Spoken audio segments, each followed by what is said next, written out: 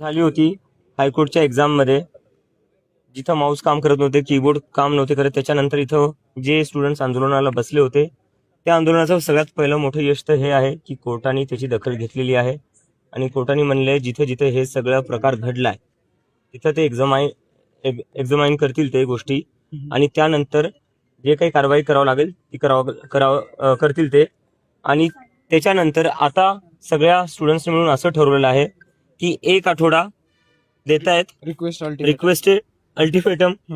एका आठवड्यात जर री एक्झामिनेशनवर काही निर्णय नाही आला किंवा ज्या बाकीच्या डिमांड्स केल्या होत्या की ऑफलाईन एक्झाम जी झाली पाहिजे, दुसरं जे सेंटर्स आहे ते ब्लॅकलिस्ट झाले पाहिजे जितके गडबडीचे सेंटर्स आहेत, आणि ज्या कंपनीला टेंडर दिला होता सर्व्हरचा, त्या कंपनीच्या अगेन्स्ट ऍक्शन जर नाही घेण्यात आलं, एका आठवड्यात जर याच्यावर काही स्टेप घेताना दिसले नाही, तर हे जेवढे स्टुडंट्स आहे ते पूर्ण राज्यव्यापी आंदोलन करतील.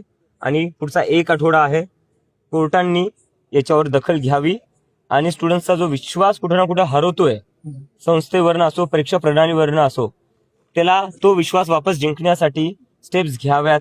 कारण की स्टुडंट्स अतिशय निराश आहे. हा फक्त संभाजीनगरचा मुद्दा नाहीये, हे नांदेडलाही झाले, नाशिकलाही झाले, कल्याणलाही झाले, पुण्यालाही झालेले, तर अमरावती, अकोला, तर म्हणजे असा एकही जिल्हा नाही जिथं असं घडलेलं नाहीये. तर हे आता राज्यभराचा मुद्दा आहे आणि जर पुढच्या 1 आठवड्यात याच्यावर काही पॉझिटिव्ह स्टेप्स घेतले नाही, री एक्झामिनेशनवर काही आलं नाही, तर हे राज्यस्तरीय आंदोलन होईल, छत्रपती संभाजीनगरमध्येच होईल, जिथं पूर्ण राज्यभरातील मुलं मुली येतील आणि डिमांड करतील री एक्झामिनेशनची. तर आमची परत विनंती आहे की आणि हायकोर्टनी त्यांच्या अंडरच एक्झाम घ्यावी, अशा कुठं थर्ड पार्टीकडून एक्झाम नाही घ्यावी. त्यांच्यावर भरोसा नाही ठेवू शकत. त्यांच्यावर भरोसा ठेवल्यामुळेच आज हा सगळा भोंगळ कारभार झालेला आहे. तर 1 आठवडा आहे, 1 आठवड्यात आम्ही विनंती करतो तुम्ही स्टुडंट्सच्या ज्या मागण्या आहेत त्या मान्य करा. जर मागण्या मान्य नाही झाल्यात तर दुसरा काही उपचार राहणार नाही, दुसरा काही उपाय राहणार नाही. 1 आठवड्यानंतर संभाजीनगरमध्येच एक राज्यव्यापी आंदोलन होईल री एक्झामिनेशनसाठी.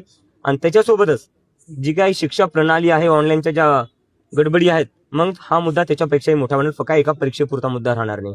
आता बाकी जे इथलचे स्टुडंट्स आहे ते बोलतील.